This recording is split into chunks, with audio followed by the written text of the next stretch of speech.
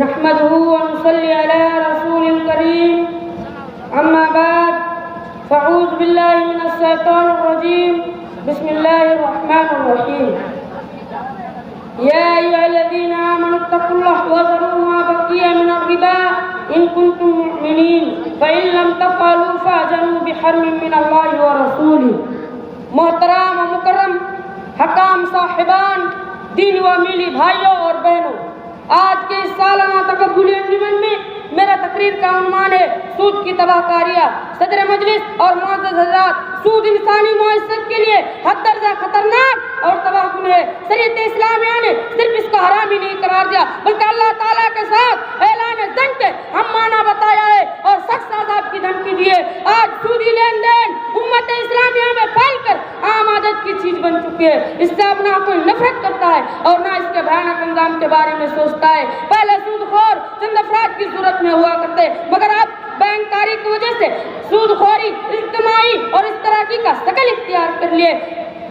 شریعت اسلامیہ میں سود خوری کے لیے ربا کا لفظ استعمال ہوا ہے. ربا کا معنی لغت میں زیادتی اور بڑھوتری کے ہے اور اصطلاح میں ربا مشروع زیادتی بڑھوتری کا نام ہے جو معاہدہ لین دین میں بغیر کسی عوض و حد کے وصول کیا جائے. میرے اسلامی بھائیوں، آئیے دیکھتے ہیں کہ قرآن مجید نے سود کے بارے میں کیا کہا ہے.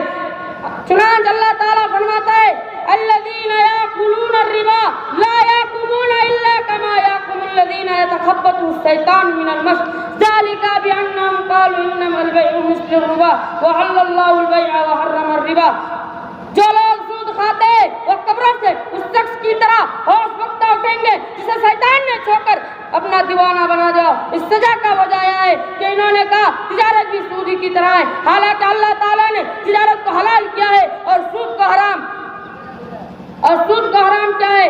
اور ایک مقام پر اللہ تعالیٰ فرماتا ہے یا ایھا الذین آمنوا اتقوا اللہ وذروا ما بقی من الربا ان کنتم مؤمنین فإن لم تفعلوا فأذنوا بحرب من اللہ ورسولہ وَإِن تُبْتُمْ فَلَكُمْ رُءُوسُ أَمْوَالِكُمْ لَا تَظْلِمُونَ وَلَا تَظْلَمُونَ.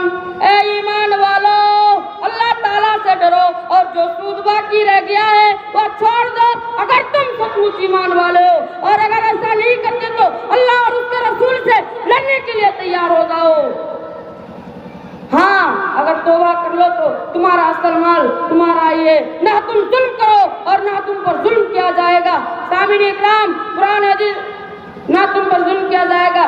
میرے دینی بھائیوں، آئیے اب حدیث نبویہ کو دیکھتے ہیں کہ اللہ کے نبی صلی اللہ علیہ وسلم نے سود کے بارے میں کیا کہا ہے.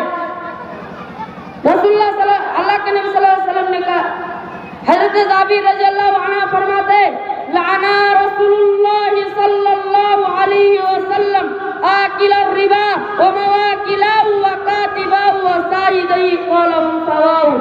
رسول اللہ صلی اللہ علیہ وسلم نے سود کھانے والے، کھلانے والے، لکھنے والے اور گواہی دینے والے پر بھی لعنت بھیجا ہے اور فرمایا ہے ہم سواء، وہ گناہ میں سب کے سب برابر ہے.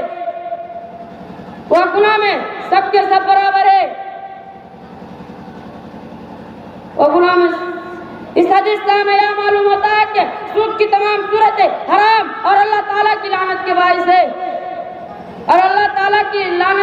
ہے اور ایک حدیث کے اندر اللہ کے نبی صلی اللہ علیہ وسلم کے ساتھ الگ کر دینے والی چیز سے بچو. ان میں سے ایک کیا ہے؟ آکل الربا، سود کا کھانا. سامعین اکرام، قرآن حدیث کے علاوہ سود کی مذمت کے بارے میں چند مفکرین کے قول بھی سن لیے جائے. کینیڈا کے اقتصادیات کے ایک پروفیسر مسعود عالم چودھری نے ایک کتاب اسلامی نظم اقتصادیات پر لکھی. اس میں انہوں نے ریاضی کی فارمولہ سے 2+2 = 4 کی طرح ثابت کیا ہے کہ سود سے مہنگائی اور بے روزگاری بڑھتی ہے اور قرض گھٹتی ہے. اور علامہ اقبال رحمۃ اللہ علیہ کا سود کی تباہ کاری کے بارے میں فرمان ربا سے جو کمائی وہ زہر قاتل ہے، نظر میں دولت ہے حقیقت میں باطل ہے. سود نے بستی کو اجاڑا ہے یہاں، سود نے بستی کو اجاڑا ہے یہاں، عدل کی راہوں میں یہ سب سے بڑا دیوار بنا. آخر میں اللہ تعالیٰ سے دعا ہے کہ معاشرے کو سود خوری سے پاک رکھے اور حلال طریقے سے رزق حاصل کرنے کی توفیق عطا فرمائے. آمین. وآخر دعوانا الحمدللہ رب العالمین. السلام علیکم ورحمۃ اللہ.